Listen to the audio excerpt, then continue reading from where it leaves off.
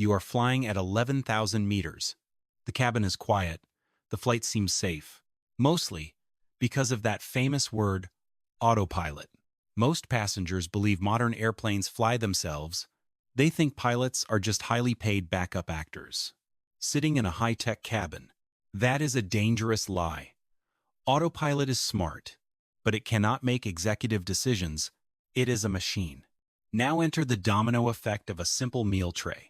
A tiny bacterial pathogen on a piece of chicken. If both pilots eat that same meal, they both get sick. If both lose consciousness, the autopilot continues flying, but it cannot land itself without human input. No one is awake to talk to air traffic control. The plane flies until the fuel runs out. Silence. Then, the inevitable crash, a nightmare in 1975, and the birth of redundancy. This is not a movie plot. It almost happened. Go back to the 3rd of February, 1975. A Japan Airlines flight heading to Copenhagen. A cook with infected fingers prepared ham omelets. Nearly 200 passengers fell violently ill mid-air. Total chaos. Luckily, the pilots did not eat the ham. They had a different schedule, but the horror shook the industry.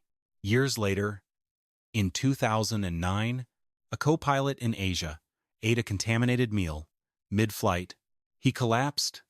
The captain had to fly and land the plane, completely alone. These close calls forced a massive engineering shift.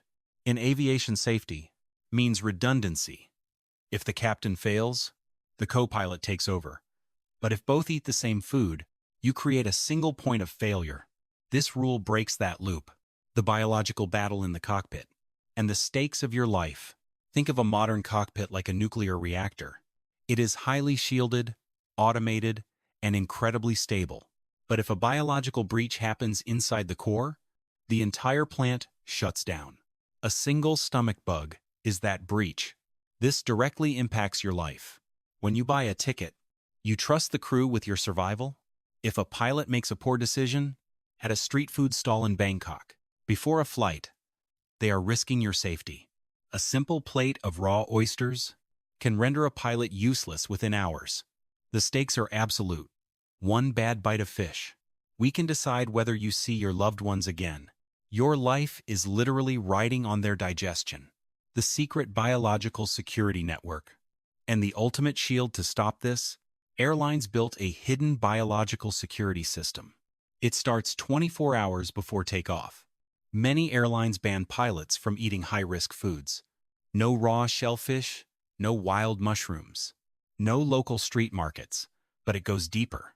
In many major airports, pilots cannot eat at the same restaurant. If the captain gets a sandwich at Terminal A, the first officer must eat at Terminal B.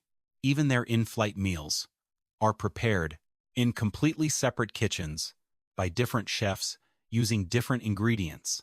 And if all those walls fail, long-haul flights carry the ultimate shield. A third pilot.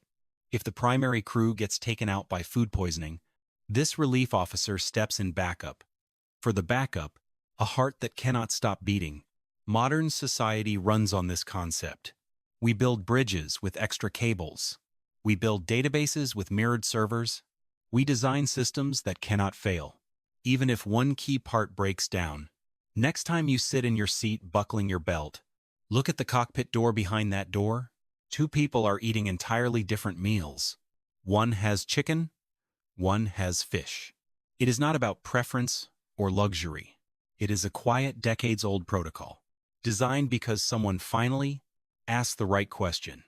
And because of that simple, unwritten rule, you will land safely.